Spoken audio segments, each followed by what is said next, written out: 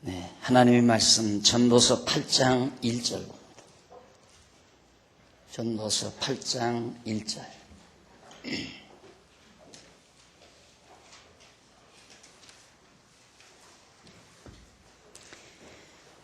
지혜자와 같은 자 누구며 사리의 해석을 아는 자 누구냐. 사람의 지혜는 그 사람의 얼굴에 광채가 나게 하나니 그 얼굴에 사나운 것이 변하느니라. 1절 한 절 봉독해 드렸습니다.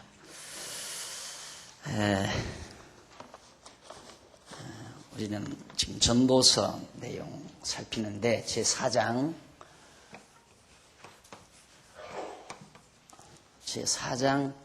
여호와의 영원성 찬양.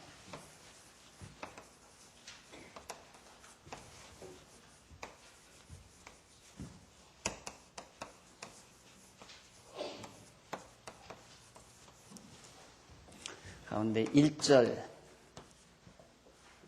1절이 인생들의 무익한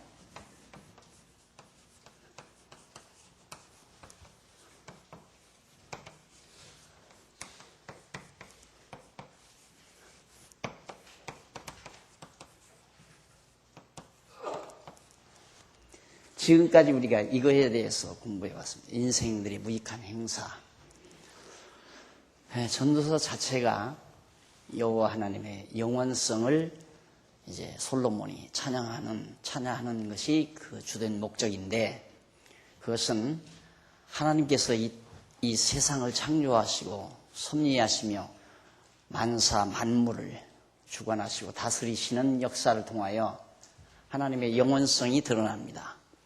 그래서 그 행사들, 일과 모든 사물들, 인간들의 행사와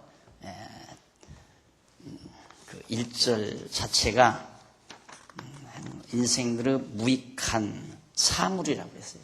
죄송합니다. 행사가 아니라 사물.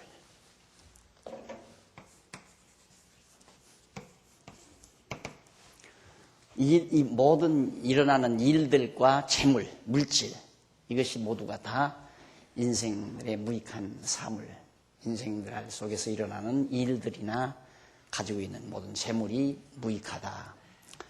전반부에서 전도서 전반부 7장까지 해서 솔로몬이 그렇게 말하는 것은 여호와의 영원한 행사를 통하여 여호와의 영원성을 찬양하려는데 그 목적이 있습니다. 그러니까 여기까지만 들으면요, 그냥 딱 자살하기 딱 알맞습니다.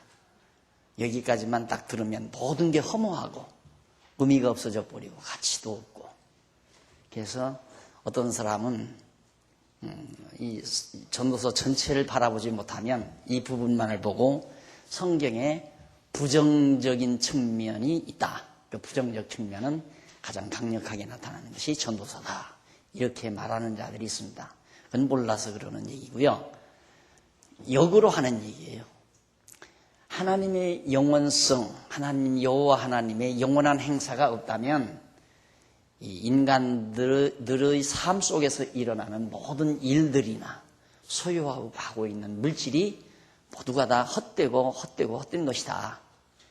그것은 여호와의 영원성을 강조하기 위한 바로 영리적인 그런 이제 역설적인 그런 강조법이라고 여러분들이 그렇게 생각을 하시면 됩니다.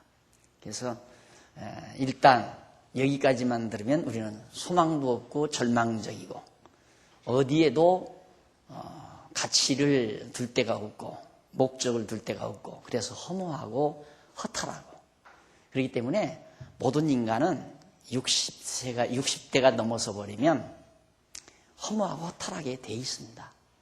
본질적으로 그렇게 돼 있어요. 아무 데서도 목적, 의미, 가치를 발견할 수가 없으니까 인생이 이렇게 허무한가? 나는 뭐 때문에 이 세상을 이렇게 살아왔나? 아무런 의미를 부여하지 못하는 데서 허탈감 내지는 허무감이 밀려온다는 것.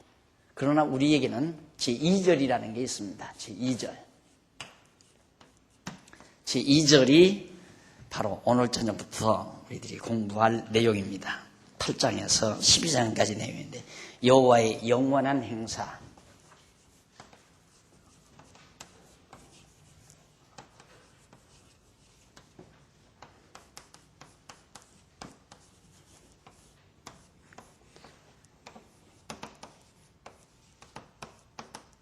전도서 전체가 1장에서부터 12장까지 나와 있죠. 딱 맞잖아요.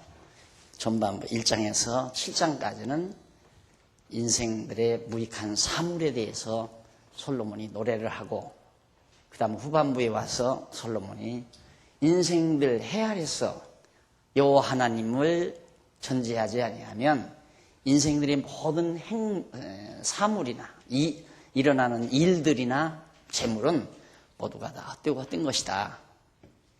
그러나 여호와께서 하시는 일은 영원한 일이다. 영원한 행사다. 여호와의 일은. 그래서 여호와의 영원한 행사를 찬양함으로 여호와의 영원성 찬양에 목표를 두고 찬송을 부른 것이 전도서 내용이다 하는 얘기입니다. 그것이 8장에서부터 12장까지예요. 자, 이제 그러니까 큰 단원이 바뀌는 거죠.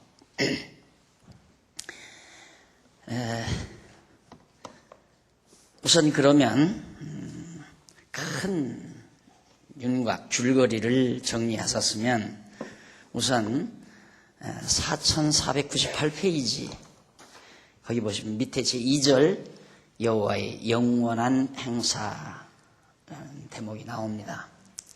그 부분에서 여호와의 영원한 행사 부분에서 첫 번째로 가로 없는 1번 첫 번째로 잘되게 하시는 하나님.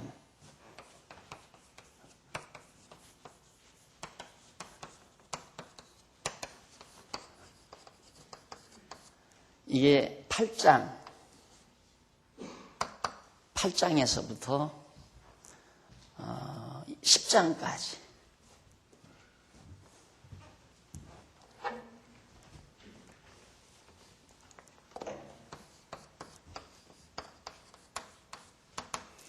(8장에서부터) 10장까지 두 번째는 이제 10장에서부터 이제 11장에서부터 12장이 되겠죠. 예.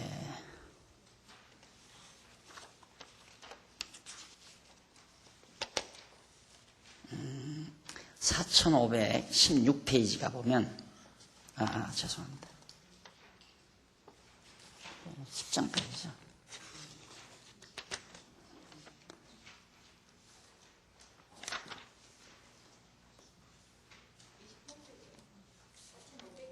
네? 28페이지. 몇 장? 뭐야, 이거. 잘못됐나? 네, 11장, 죄송합니다. 10장까지죠. 네, 11장. 심판을 하시는 하나님.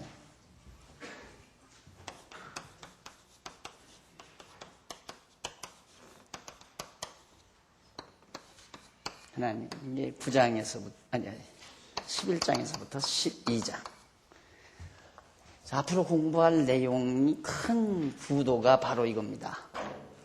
8장부터 12장까지가 여호와의 영원한 행사인데, 여호와께서 하시는 영원한 행사의 주된 내용이 뭔가, 그 주된 내용은 잘되게 하시는 것도 우리 하나님의 백성들, 하나님의 자녀들, 여호와 하나님 경외하는 자를 반드시 잘되게 하신다. 근데 이 잘되게 하시는 것이 영원한 일이다 이 말이에요. 영원한 일. 영원한 일. 그냥 조금 잘되게 했다가 그 다음 못되게 하고 그러는 게 아니라 하나님은 궁극적으로 우리를 잘되게 하시는 일을 해간다. 그래서 이 잘된다는 말은 우리들 표준으로 잘되는 게 아니라 하나님 표준으로 잘되는 겁니다. 늘 내가 요셉 얘기를 하죠. 알기 쉽게. 요셉 이야기를, 요셉의 일생을 토막 자르면 잘 되는 때도 있고 못 되는 때도 있습니다. 그러나 하나님은 영원한 일을 행하시기 때문에 영원한 하나님의 섭리 속에서는 요셉이 모두가 다 잘 되는 거라고 내가 그랬잖아요. 모두가. 왜 모두 잘 되는가? 하나님께서 영원히 잘 되게 하시기 때문에 우리 인간이 시간 세계에 살면서도 망하는 일도 잘 되고 우리 생각에 안 되는 일도 잘 되고 멸시받는 일도 잘 되는 거고 존경받는 일도 잘 되는 거고 높은 자리에 앉는 것도 잘 되는 거고 천한 자리에 앉는 것도 잘 되는 거고 다 잘 되는 거란 얘기입니다. 그게 빨리 우리에게 납득이 와야 돼요. 그래야 하나님 앞에서 범사에 감사하는 마음이 나오지 자꾸 우리 표준에 의해서 몇 년 전에는 참 잘 됐는데 요 1, 2년 사이는 영 내가 지금 모든 일이 안 된다 이렇게 생각하면 아직도 하나님 잘 모르는 거죠. 모른다기보다도 배운 건 그렇게 배웠지만 실제로 배운 대로 내가 믿어지지 않는 거죠. 그렇게 믿고 있지 않는 거란 말입니다. 그러니까 잘 된다는 말을 우리 표준으로 생각해서는 안 된다. 하나님은 궁극적으로 결국 잘 되어져 가도록 하기 위해서 이스라엘 백성들을 애굽에 종살이도 시키고 광야에 40년 동안 고생도 시키고 그리고 가나안 땅 들어가서 사사시대에 이방 민족들이 여러 차례 12차례나 쳐들어와서 이스라엘 백성들을 괴롭혔잖아요. 수백 년 동안. 그런 때도 있었지만 또 다윗 왕국, 솔로몬 왕 시대 얼마나 통일 왕국 시대의 번영과 영화를 또 누렸습니까? 그때도 잘 되는 거죠. 또 나라가 두 쪽으로 갈라져서 이스라엘 백성들이 말할 수 없이 고통을 당합니다. 역시 그것도 따지고 보면 다 잘 되게 해 가시는 하나님의 섭리라는 그런 뜻입니다. 그래서 8장과 10장에서는 솔로몬이 하나님은 무조건 우리 잘 되게 해 가신다. 왜? 영원한 행사를 해 가시기 때문에 이거고 뿐만 아니라 심판. 어둠과 빛 심판해요. 악과 선 심판을 해요. 이 심판도 뭐 우리가 생각할 때 그냥 우리는 하나님의 심판이 이렇게 진행하다가 이놈들 잘하나 잘못하나 이렇게 보다가 이 시점에 와서 마지막 심판 딱 한 번 심판행하고 만다 이렇게 생각한단 말입니다. 그게 아니고 창조부터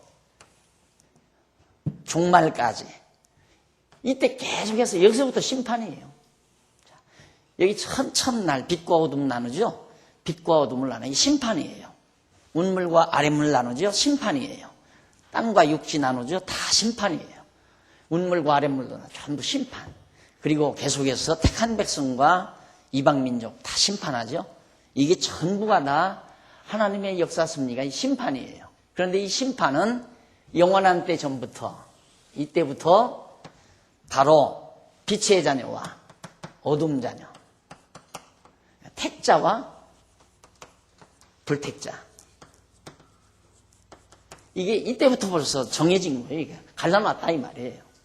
그러니까 이 심판은 그냥 하나님의 이 영원한 그냥 심판이지 어느 한 시점에 가서 딱 심판하고 마는 게 아니에요. 근데 우리는 아직도 심판이 우리가 지금 잘 믿고 예수 잘 믿고 충성해야 이 다음 예수님 오실 때 가서 우리가 심판을 면한다. 이렇게 자꾸 시간 개념에 빠져가지고 항상 생각을 하는 거예요. 아니에요. 우리는 이미 하나님이 영원한 심판 아래 있어요. 이미 우리는 택자로서 이미 선택이 된 거고 불택자로서 이미 유기된 거예요. 이미 심판된 거예요. 그것이 이 땅 위에서 이렇게 나타나다가 여기에서 노골적으로 이제 드러나는 것 뿐이죠. 이렇게. 여기서 드러나는 거, 딱 드러나는 거. 그러니까 심판이라는 게 어느 한 시점에서 이루어지는 것이 아니라 그냥 영원한 심판이다. 여호와 하나님의 심판은 그러니까 이 다음 우리들이 지금 선택받아서 하나님의 자녀가 됐는데 이 다음 예수님 오셨을 때 심판 받아가지고 넌 내가 너를 구원해 주려고 그랬는데 너 못된 짓 했으니까 너는 저쪽 지옥으로 가라. 이러는 게 아니다는 얘기예요. 그냥 영원한 심판. 그래서 하나님의 여호와의 영원한 행사, 여호와 하나님께서 영원토록 행하시는 일이 뭐냐면 우리를 잘 되게 하시고 영원토록 심판하신다. 하나님의. 이것이 바로 전도서 8장에서부터 마지막 12장까지 나타난 내용입니다. 그걸 자세하게 지금 설명해 내려가는 것이 지금 8장부터 12장까지의 이 많은 분량의 내용들이에요. 이 줄거리를, 이 큰 흐름을 놓치지 마시고 본문 하나하나를 살펴나가시면 확실하게 드러나게 될 겁니다. 자, 그러면 우선 8장 1절 8장부터 10장까지가 잘 되게 하시는 하나님 나왔는데, 자, 그러면 이것은 이 다음 몇 주 지나서 이제 공부하기로 하고 잘 되게 하시는 하나님을 공부해 가는데, 그것이 8장부터 10장까지인데 여기서 또 조금 세밀하게 분류를 하면 어떤 내용이 나오느냐 하면, 그 내용 가운데 8장에서부터 9장 12절 8장에서부터 9장 12절까지는 어떤 내용이냐면 여호와를 경외하는 자의 형통함에 대해서 노래하는 내용입니다. 여호와를 경외하는 자, 한쪽 가로 1번. 여호와 경외하는 자 형통케 함. 이것이 8장에서부터 9장 12절까지. 아무나 다 잘되게 하는 게 아니라 여호와를 경외하는 자를 형통케 한다. 그러니까 여호와를 경외하는 자가 누구냐면 하나님께서 선택한 자예요. 예, 하나님께서 선택해 놓으시고 여호와를 깨달아 경외케 하기 위한 것을 가르치기 위해서, 여호와 하나님을 경외하기를 배우게 하기 위해서 애굽에 종살이도 시키고 광야 40년 방황기도 주고 사사시대 몇백 년 동안 이방의 침입도 받게 하고 다윗 왕국 솔로몬 왕 시대에 영화를 누리게도 하고, 그리고 또 나라를 쪽갈라서 고통도 이방 민족에 가서 고통도 당하게 하고 바벨론에 가서 70년 동안 또 포로 생활을 당하기도 하고. 왜? 여호와를 경외케 하기 위해서 그거예요. 그러니까 잘되게 하시려고 그러는 거 아니에요. 잘되게 하려고. 잘 된다는 게 뭡니까? 여호와 하나님께서 우리를 선택해서 여호와 하나님 깨달아 경외케 함으로 결국 형통하게 해 가시니까, 우리를 형통케 하려니까 잘되게 하시는 거죠. 자, 이걸 아야 그냥 지금 믿어버려요. 그냥 지금 딱. 나중에 공부만 해놓고 답답할 때 노트나 책 열어서, 그리고 또 박목사님 좀 성경 좀 가르쳐 주세요 하지 말고, 지금 제가 이렇게 말씀드릴 때 맞다, 진짜 맞다, 이렇게 지금 그냥 딱 믿어버리면 이것이 우리의 영혼의 양식이 되는 거예요. 그래서 설령 살아가시다가 가산이다 파산이 나도, 가산이 파산이 나도, 하나님께서는 나로 하여금 여호와 하나님 경외케 하시려고 이런 권고한 날을 주시는구나. 그러다 보면 또 파산하면은 그냥 파산 땅에서 굶어 죽는 게 아니거든요. 그래서 내가 안 죽어. 누가 그래요? 저하고 대화를 하면서 목사님한테 무슨 어려운 일 상의해 봤댔자 뻔하대요. 안 죽어. 그 말 한마디면 끝난대요. 안 죽어. 그게 그냥 할 말 없어서 하는 얘기가 아니에요. 확신해서 하는 얘기예요. 하나님께서 우리 죽이려고 고생시키는 게 아니거든요. 하나님께서 이스라엘 백성들 애굽에다가 400년 종살이 시킬 때 이스라엘 백성들 죽여버리려고, 멸망시켜버리려고 종살이 시킨 게 아니잖아요. 또 이스라엘 백성들 광야에서 40년 고생시킬 때 죽이려고 온 게 아니란 말입니다. 요셉 감옥에 집어넣었을 때 죽이려고 온 게 아니잖아요. 결국 여호와 하나님 경외하기를 배우게 하고, 그래서 형통케 하기 위해서 하나님께서는 우리를 그렇게 섭리해 가는 것이다. 그러니까 어려운 일 올 때 내 생각대로 안 됐다 해서 좌절하거나 절망하거나 정말 괴로워하지 말고 하나님의 뜻을 바라보면서 더 여호와 하나님 경외하기를 진지하게 배우는 그런 슬기가, 그것이 바로 지혜죠. 그렇게 해나갈 수 있는 것이 지혜의 힘이다. 이런 사람은요 아무도 못 당해요. 아무도. 예를 들어서 이런 믿음을 가지고 있는 사람, 어떻게 그냥 깡패를 동원해서라든가 무슨 아주 고약한 무리들을 동원해서 그 사업 다 망하게 만들어버리고 재산 다 탕진하게 만들어버린다 하더라도 그래도 끄떡도 안 하는 거죠. 요셉이 형들에 의해서 팔려가도 끄떡하지 않잖아요. 종살이 하면서 MA 감옥에 들어가도 끄떡도 안 해요. 하나님을 저주하거나 의심하거나 그거 없잖아요. 감옥에 들어가도 끄떡도 안 해요. 왜? 이런 하나님 믿으니까 그런단 말입니다. 결국 하나님은 우리 잘 되게 하신다. 어떤 자를? 여호와를 경외하는 자를. 여기서 여호와 경외하는 그걸 하는 이 행위를 조건으로 해서 형통케 하는 대가를 준다. 이게 아니다 이 말이에요. 이걸 조건으로 해서 형통하도록 대가를 주시는 것이 아니다. 여호와 하나님 잘 경외하면 이런 형통함을 하나님이 주신다. 이게 아니고 하나님께서 여호와를 잘 경외하게 해서 형통케 하신다. 우리는 둘 다 하나님께서 하신다 이 말이에요. 그러나 보편적인 일반적인 목회하는 교사들은 이거죠. 여호와 하나님 잘 경외하면 하나님께서 형통함을 주신다. 조건으로 내세우는 거예요. 그러니까 여호와 하나님 잘 경외하는 것은 내가 해야 되고 형통케 하는 건 하나님께서 대가로 우리에게 주시는 거고. 그래서 give and take라고 하는 그런 인간적 수수관계 이런 관계를 원리로 정해가지고 성도들에게 가르치니까 얼른 아주 쉽게 맞아. 내가 이렇게 해야 하나님이 나에게 이렇게 해줘. 그러니까 하나 의심을 하지 않아요. 당연하게 그렇게 생각하지. 나처럼 하나님이 여호와를 경외하게 해서 우리를 형통케 하신다. 그럼 나는 뭐야? 이렇게 나는 뭐야? 자, 그럼 나는 뭐야? 그거 자기를 인정하기 위해서 당신이 여호와를 잘 경외하면 하나님은 여러분을 형통케 하십니다. 그러면 내가 하나님 잘 경외하지 아니하면 하나님은 나를 형통하게 못합니다. 그러면 내 주관이 셉니까? 하나님 주관이 셉니까? 내 주관이 쓰잖아요.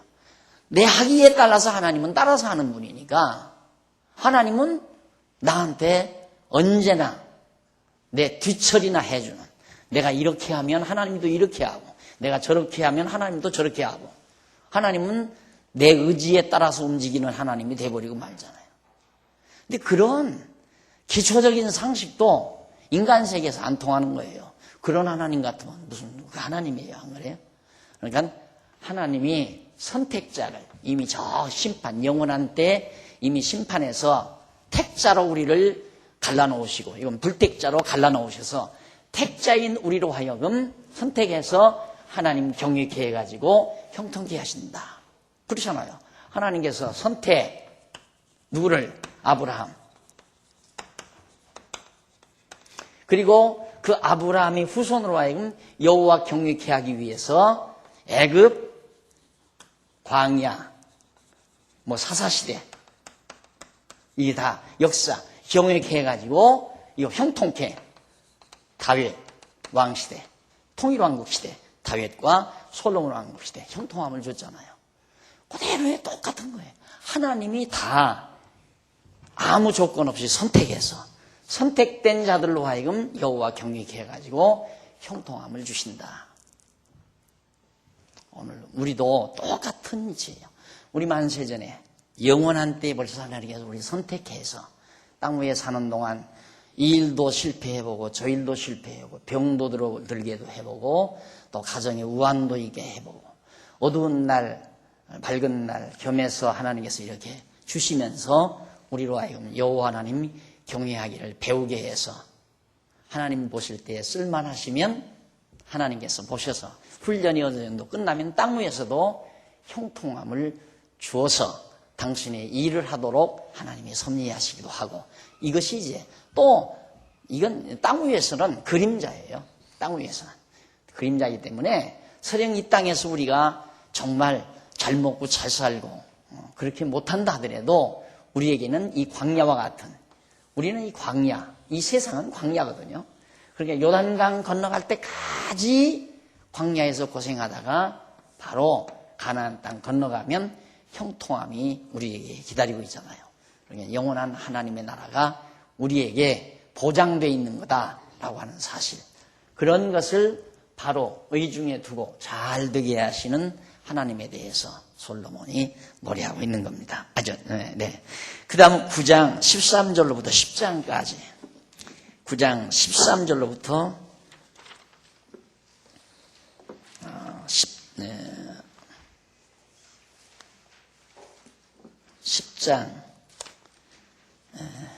10장까지는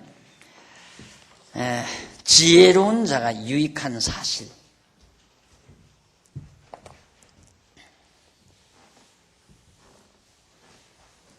두 번째죠.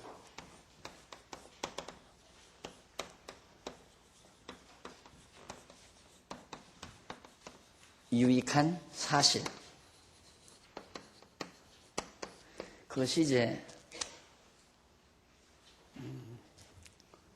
10장에서부터 9장 13절부터인가요? 네. 이게 나옵니다.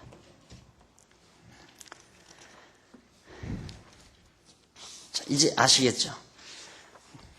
그게 이제 바로 잘 되게 하시는 하나님에 대한 내용입니다. 그러니까 하나님은 여호와 경외하는 자를 형통케 하고 지혜로운 자가 뭡니까? 여호와 경외하는 자죠. 똑같은 얘기예요. 지혜로운 자가 유익하다. 뭐가 유익한가? 그 구체적인 실례들이 나와요. 사실 지혜로운 자가 뭐가 유익한가? 하나님께서 형통케 하니까 유익하죠.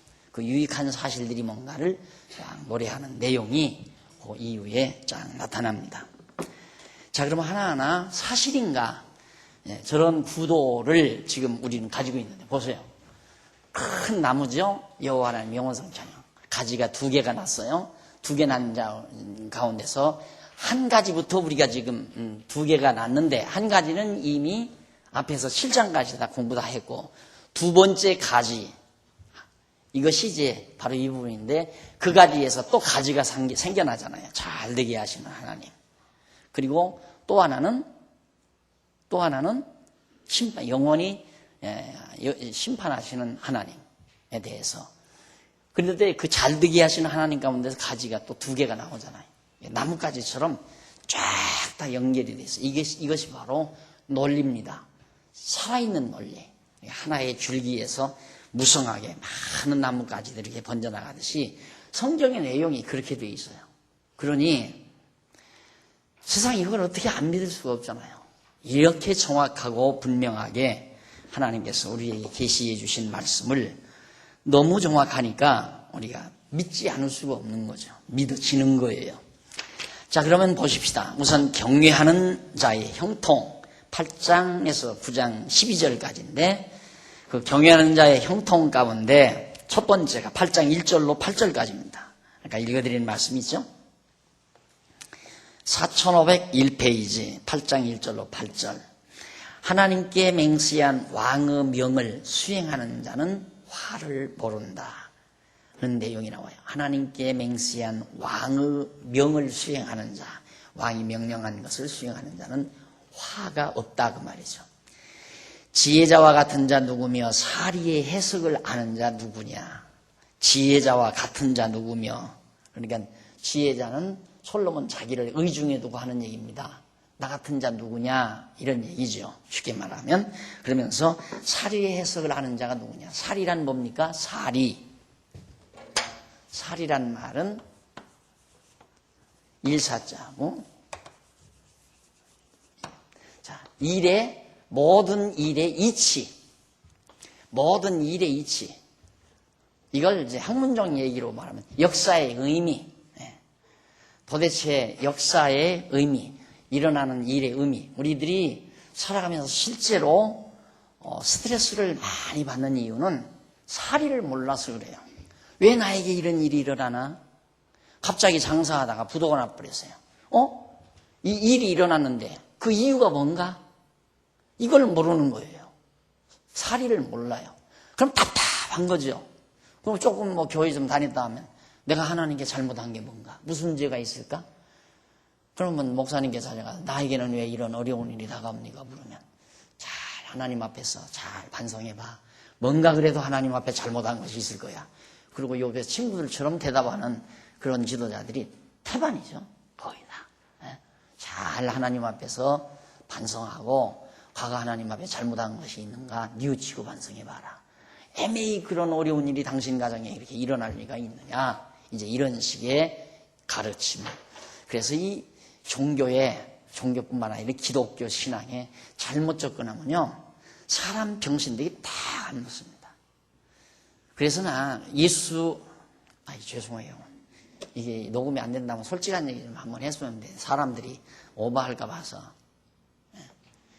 진짜 그런 기존의 신앙생활에 거기에 미쳐 돌아가는 그런 모습만은 내가 사위로 안 받는다 나 그랬어요.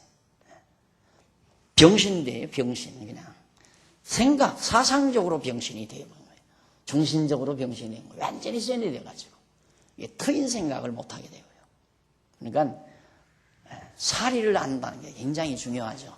우리가 이 땅에 살면서 내 주변에서 일어나는 일, 우리 장안중앙교회 역사, 지나온 30여 년간의 역사의 그 흐름, 이치가 뭔가, 역사 속에 담겨진 뜻이 뭔가, 이런 것들을 우리가 해석할 수 있다는 것은 굉장한 거죠. 그게 해석이 되면 모두가 다 마음에 평안이 오잖아요. 해석이 안 되면 스트레스를 받는 거고, 수학 문제 하나도 안 풀리면 막 스트레스를 받잖아요. 풀리면 해답이 떨어지면 환호하고 기쁘고 속 시원하고, 이거 문제 해결을 해야 돼. 문제가 부딪히고 오면 괴로운 거예요. 그 문제를 해결해야만이 밤잠을 잘 잘 수가 있고요.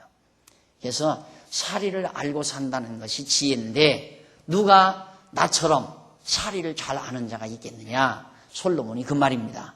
사람의 지혜는 그 사람의 얼굴에 광채가 나게 하나니 그 얼굴에 사나운 것이 변하느니라. 당연하죠. 문제 속에 해결을 하지 못하고 문제 속에서 살면 사람이 막 이렇게 얼굴에 그늘이 가득하고 막 살기가 흐르고 분노와 증오가 막 흐르고.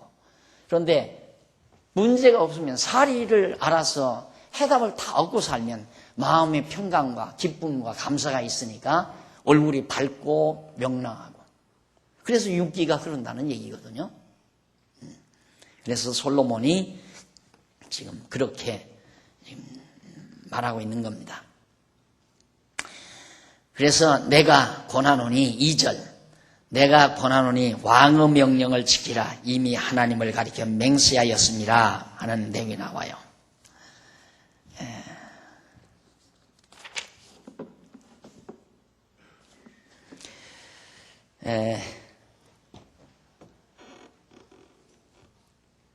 2절에 보면 4502페이지 그 위에서 12번째 줄, 거기 보면 2절로 6절 나옵니다. 4502페이지 위에서 12번째 줄.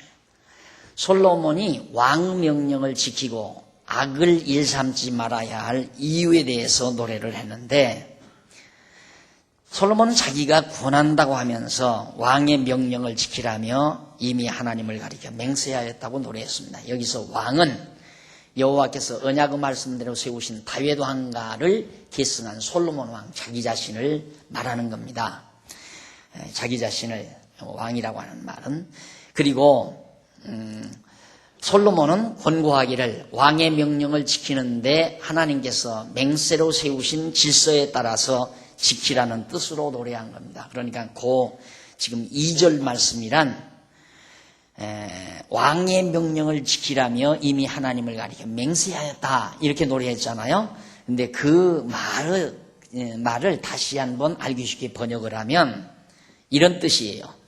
왕의 명령을 지키는데 하나님께서 맹세로 세우신 질서에 따라서 지키라는 뜻.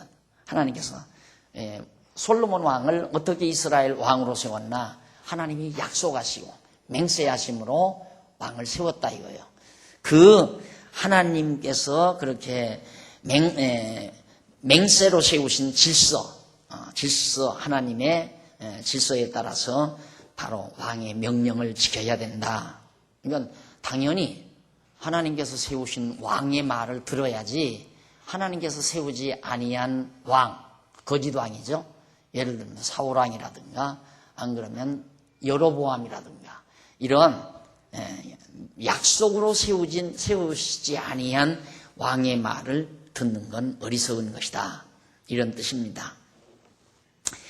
그 다음 그래서 솔로몬은 여호와 하나님께서 언약하신 질서를 따라서 위에 오르게 하신 왕의 명령을 지키라는 뜻으로 노래한 건데, 그러면서 왕 앞에서 물러가기를 급거이 말며 악한 것을 일삼지 말라고 노래를 했습니다. 왕 앞에서 물러가기를 급거이 말라. 이는 무슨 뜻이냐면, 솔로몬이 다윗 왕가의 왕위를 계승한 왕을 조급하게 배신하는 사악한 일을 하지 말라는 뜻입니다. 하나님께서 다윗 왕가를 딱 세워놨는데 다윗 왕가를 배신한, 막 급하게, 급한 것은 욕심 때문에 급하게 일을 처리합니다. 우리들은 이 급하게 하는 것은 왜 급해지는가? 저거 안 되면 어떡해? 빨리 해야지. 저거 빨리 하지 않으면 놓치면 어떡해? 우리 이제 그 생각은 많이 사라지죠. 왜? 하나님이 정하신 일은 된다. 이게 있기 때문에 급할 필요가 없잖아요. 그런데 하나님의 정하신 뜻보다는 내 욕심대로 뭘 일을 하려고 생각하니까 급하게 서두른다 이 말이에요. 급하게. 그러니까 왕 앞에서도 하나님께서 이미 다윗 왕가를 세워놨으면 그 왕가를 배신하는 건 어리석은 일이죠. 하나님께서 세우신 왕을 배신하면 되겠습니까? 어차피 그 왕가를 따라서 하나님이 섭리하실 건데. 그래서 솔로몬은 하나님께서 세우신 그런 왕가, 계속해서 왕위를 하나님께서 질서를 따라서 위에 오르게 하신 왕의 명령. 자, 다윗 왕을 세우고 솔로몬을 세우고 그 다음 르호보암을 세우고 그 아들 세우고 이렇게 질서 따라서 왕을 세울 건데, 그런 세운 왕을 배반하는 것은 어리석고 미련한 짓이다. 다시 말하면 오늘 우리들은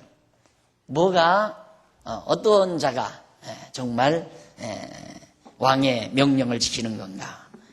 우리 현재 생활 속에서 왕의 명령을 따르라, 하나님께 맹세한 왕의 명령을 수행하는 자는 화를 모른다. 우리의 왕은 누굽니까? 만왕의 왕이신 그리스도 아니에요?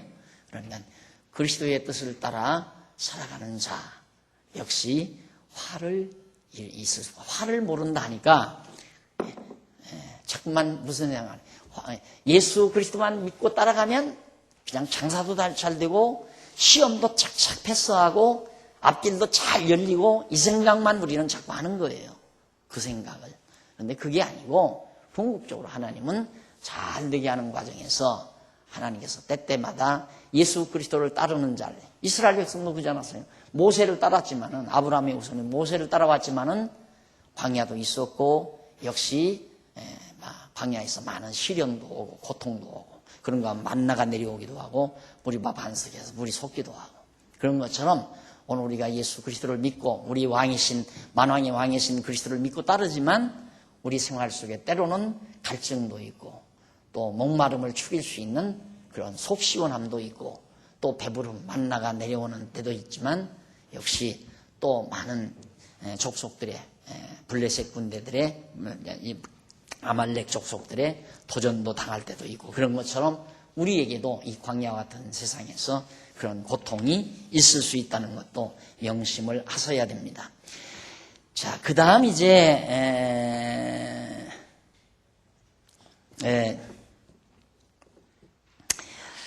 밑에서부터 4502페이지 밑에서부터 5번째 줄 중간에 보시면은 아니에요. 5번째가 아니라 9번째 줄 중간에서 조금 앞에 보시면은 그리고가 나와요. 2페이지 밑에서부터 9번째 줄 중간에서 조금 앞에. 그리고 왕 앞에서 물러가기를 급거이 말며 악한 것을 일삼지 말라고 했습니다. 이는 솔로몬이 다윗 왕가의 왕위를 계승한 왕을 조급하게 배신하는 사악한 일을 하지 말라는 뜻으로 노래한 거고, 그 이유에 대해서는 왕이 된 자는 그 하고자 하는 것을 다 행할 수 있기 때문이라고 노래했습니다. 왕이 되면 왕은 하고자 하는 일을 다 행하잖아요. 그러니까 왕을 배신하고 간다면 왕이 그 사람을 죽일 수도 있고 살릴 수도 있고, 왕의 주권이 그렇게 크기 때문에 하나님이 세우신 왕을 배반하는 것은 어리석은 일이다. 그러면서 왕이 된 자의 말은 권능이 있으므로 아무도 자기에게 무엇을 하느냐고 반문할 수 없다고 노래합니다. 곧 하나님의 작정하신 뜻에 따라 지혜를 얻어 행하는 자의 일을 거스릴 자가 없다는 뜻입니다. 당연히 하나님께서 다윗 왕을 세웠을 때는 다윗으로 하여금 나라를 세워서 다윗으로 하여금 나라를 세워서 다스리도록 이끌어가는 거란 말입니다. 그게 바로 하나님께서 역사를 이끌어가는 살이죠. 하나님이 왕을 세울 때는 그 왕을 통해서 사랑하는 당신의 백성들을 하나님의 뜻대로 다스리기 위해서 정하신 뜻대로 나라를 다스려가게 하는 거기 때문에 그런 왕을 배반하는 것은 바보나 하는 짓이지 그 왜 배반을 하느냐. 급하게 물러가지고 그 앞을 떠나가지도 말아라. 그 왕을 따르라 그 말이에요. 오늘 우리가 예수를 믿는 것도 만왕의 왕이신 그리스도를 따르는 것도 역시 마찬가지죠. 그리스도를 배반하는 것처럼 어리석은 자가 어디 있습니까? 구약시대 다윗 왕을 배반하거나 솔로몬 왕을 배반하는 것이 어리석은 자이듯이 오늘 우리들은 만왕의 왕이신 그리스도를 배반하는 것이 바로 어리석은 자의 행위가 될 수밖에 없습니다. 그리고 밑에서 두 번째 앞부분 좀 보시면 그리고 솔로몬은 왕의 명령을 지키는 자는 화를 모른다면서 지혜자의 마음은 시기와 판단을 분별한다고 노래합니다. 곧 지혜자인 왕의 명령을 따르는 자는 심판을 당하지 않는다는 뜻입니다. 왕의 명령, 지혜자인 왕의 명령을 따르면 심판을 왜 받아요? 그러니까 역시 우리는 택자로서 예수님 오셨죠? 예수님 오셔서 예수 그리스도 뜻대로 살아가면 심판이 왜 돼요, 우리에게? 무슨 심판이 와요? 심판 없어요. 자꾸 부흥사들이 성도들에게 협박하는 방법 중에 하나가 하나님의 심판을 들고 나오거든요. 그러니까 절대 요한계시록 강의한다고 하는 데는 가는 사람도 없겠지만은 거기 가면 사람 병신돼요. 금방 예수 오는 거야. 와가지고 다 전부 심판 내려서 멸망시킬 것처럼 그렇게 사람들을 갖다가 이렇게 요동시켜가지고 바보 노릇하도록 그렇게 만드는 거거든요. 네. 우리는 그리스도를 따르면 심판 없어요. 이미 우리는 하나님의 택한 백성, 하나님의 백성으로 이미 여기에서 선택돼 가지고 여호와 하나님 경외의 계함을 배우고 나서 영원한 하나님 나라 가서 영원토록 여호와 하나님 경외하며 사는 거거든요. 그것이 여호와의 영원한 행사예요. 하나님은 그렇게 영원한 일을 행하시지 조금 하다가 없어지는 일을 행하시는 하나님이 아니다. 영원토록 우리가 여호와 하나님 경외하고 살도록 하시는 하나님의 일, 그란 말입니다. 그 다음 이제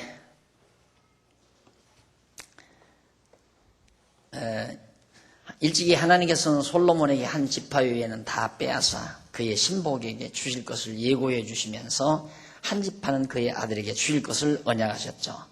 그 후에 르손은 무리를 일으키고 신복 여로보암은 손을 들어서 솔로몬 왕을 거역하며 대적한 사실이 열왕기상 11장 23절로 26절에 있습니다. 그러니까 이러한 역사, 솔로몬이 자기 당대 말년에 있을 이런 역사를 의중에 두고 쉽게 말하면 공부를 다 했잖아요. 이 다윗 왕, 그 다음 솔로몬, 그 다음 여기 이렇게 나뉘었죠. 그러니까 솔로몬 말기에 지금 나라가 갈린단 말입니다. 갈릴 것을 솔로몬은 예견을 하고 알고 여기를 따르라 이 말이에요. 여기를 배반하고 떠나면 바보다 그 말이에요. 어리석은 자다. 그러니까 아까 말한 대로 하나님께서 세우신 약속대로 세우신 맹세로 세우신 왕 다윗 왕가의 명령을 수행하는 자는 화가 없다. 그러나 여기를 배반하고 떠난 북쪽 이스라엘 왕가는 여기에 화가 있다 이 말입니다. 그걸 솔로몬이 의중에 두고 지금 이 부분을 노래하고 있는 겁니다.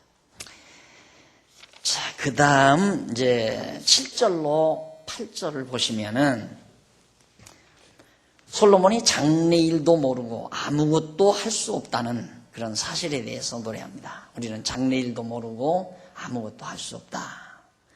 솔로몬은 장래일을 알지 못하므로 장래일을 가르쳐 줄 자가 누구냐? 누구가 장래일을 알냐? 솔로몬은 이걸 알지요. 자기 말년에 이렇게 나라가 갈라질 것을 알고 있지만은 이걸 아는 자가 누구냐? 이 말이에요. 지혜자인 나는 알지, 다른 사람은 모른다. 이제 이런 뜻이거든요. 그러면서 다시 말하면 지혜자가 없어서 아무것도 모르는 자가 어떻게 장래일을 심판에 대해서 가르쳐 줄 수 있느냐는 뜻으로 노래한 거죠. 그리고 생기를 주장하여 생기로 머무르게 할 사람도 없고 죽는 날을 주장할 자도 없고 전쟁할 때에 모면할 자도 없으며 악이 행악자를 건져낼 수도 없다는 노래입니다. 예.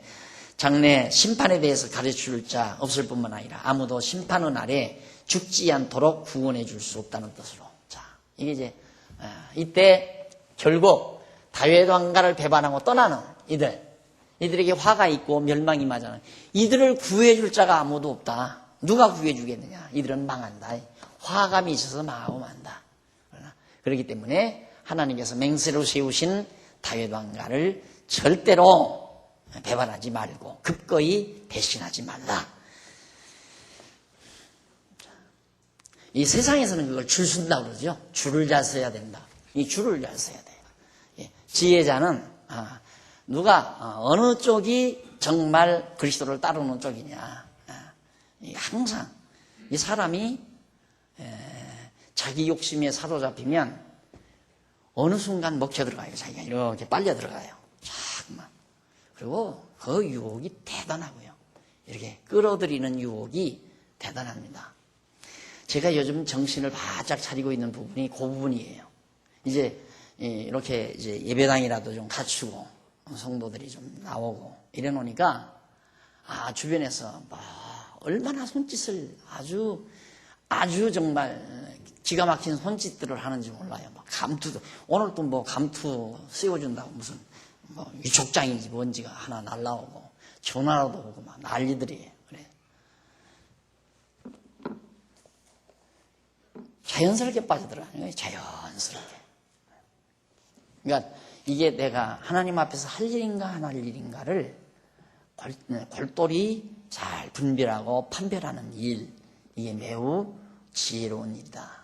안 그러면 내 영달과 내 명예와 세상적인 명예나 인기 이런 거라면 이런 걸 취하다 보면 자기도 모르게 그냥 누구 이름을 빙자해? 예수 그리스도의 일을 빙자해서 주의 일을 빙자해서 그렇게 해서 아주 그럴듯하게 빨려 들어가는데 그게 참으로 이 세상을 살아가면서 지혜롭게 정말 행동해야 될 가장 중요한 부분이다.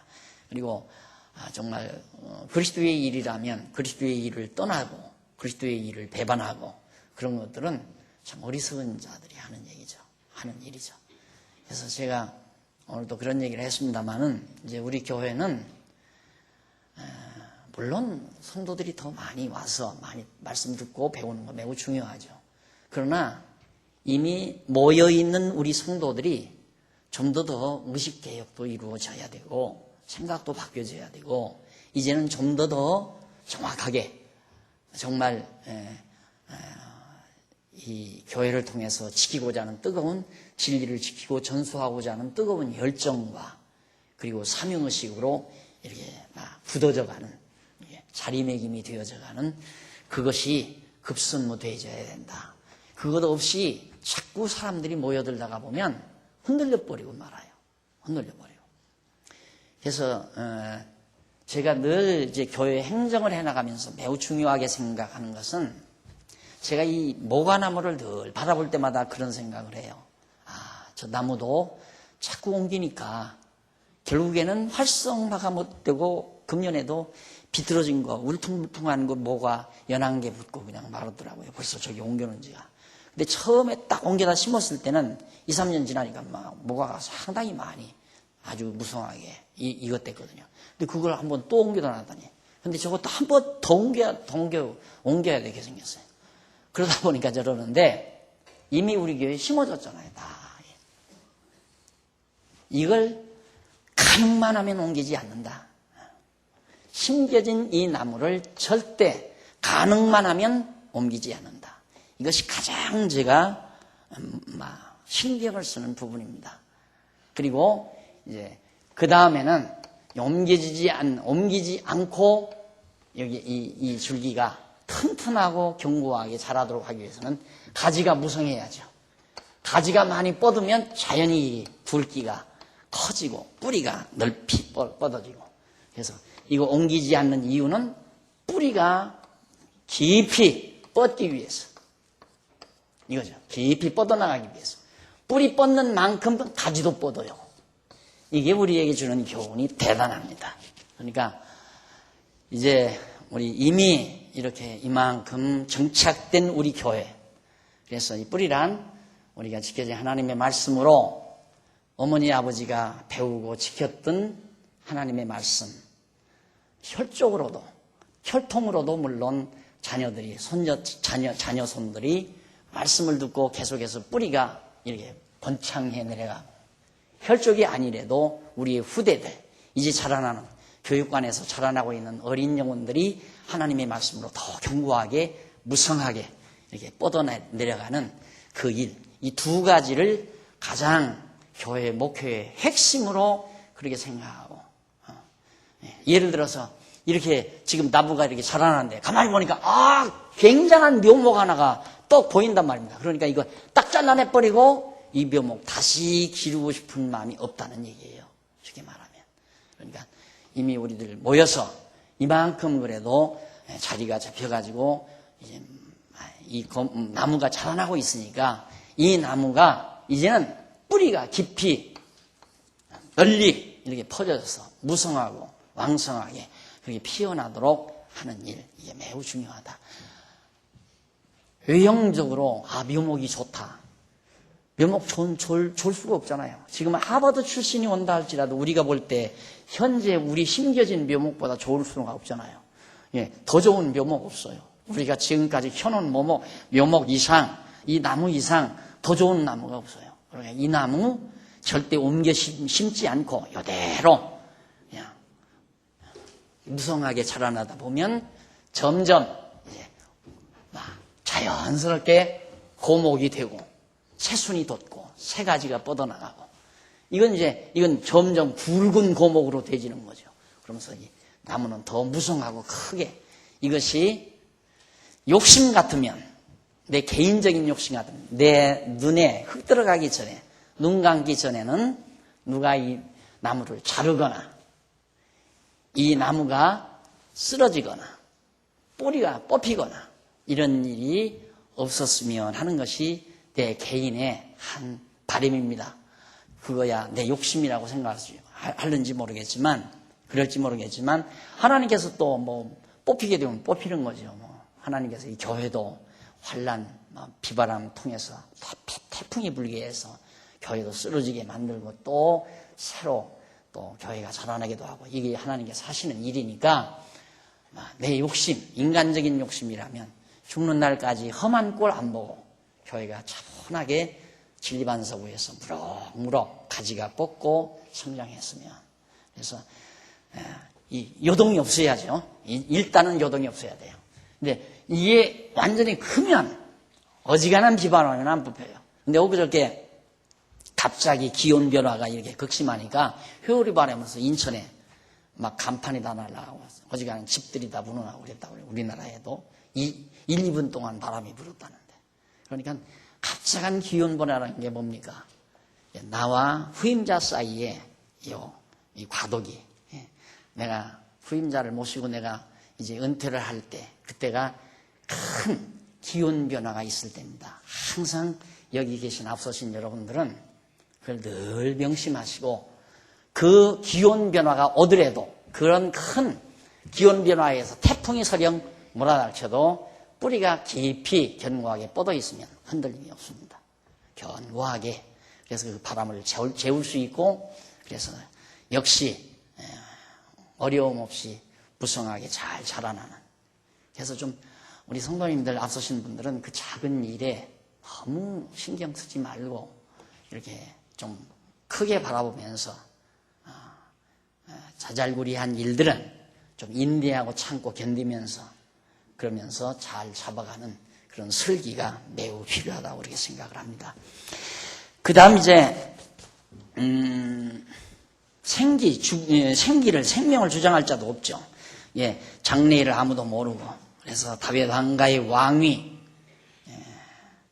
왕위를 계승한 왕의 말을 거역한 자에게 장래에 있을 하나님의 심판에 대해서 알지 못하기 때문에 아무도 가르쳐 줄 수 없다.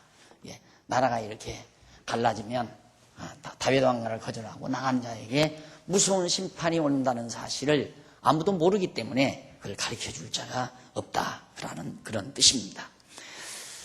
자, 그렇게 해서 결국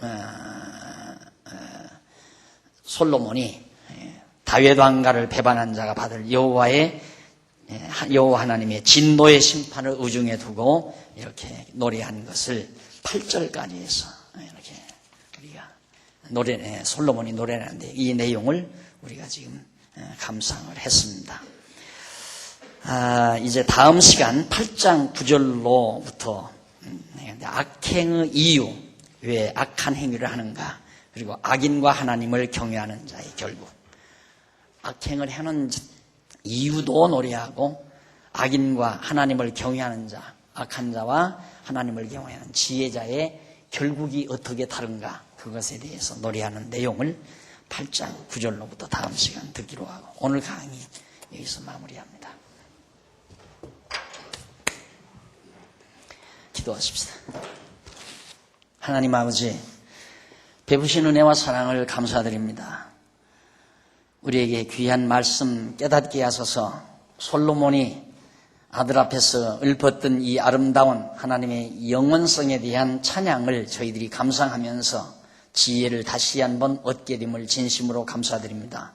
하나님 아버지, 언약대로 오셔서 우리의 만왕의 왕이 되신 그리스도를 배반하는 어리석음이 우리 없게 하시고 그 어리석음을 피하고 심판도 피하는 슬기와 지혜를 우리 모든 성도님들이 허락하시옵시기를 간절히 소원합니다. 이 아름다운 소중한 진리를 지켜야 될 귀한 사명을 저희들에게 주셨습니다. 잊어지지 말게 하시고 우리에게 주신 혈족들이나 또 우리 성도들을 통해서 생육번성되는 우리 후진들, 어린 영혼들을 통하여 점점 하나님의 주님의 몸된 교회가 뿌리가 깊이 내리고 더욱 견고해지고 아무리 무서운 비바람이 와도 흔들림이 없는 그러한 주님의 몸된 교회로 자랄 수 있도록 주께서 역사하시고 지혜를 허락하시옵시기를 비오며 이제 어두운 밤길 돌아가오니 다시 만날 때까지 주의 은총 속에 저희들을 보호해 주시옵시기를 비옵고 예수님의 이름으로 기도드립니다. 아멘.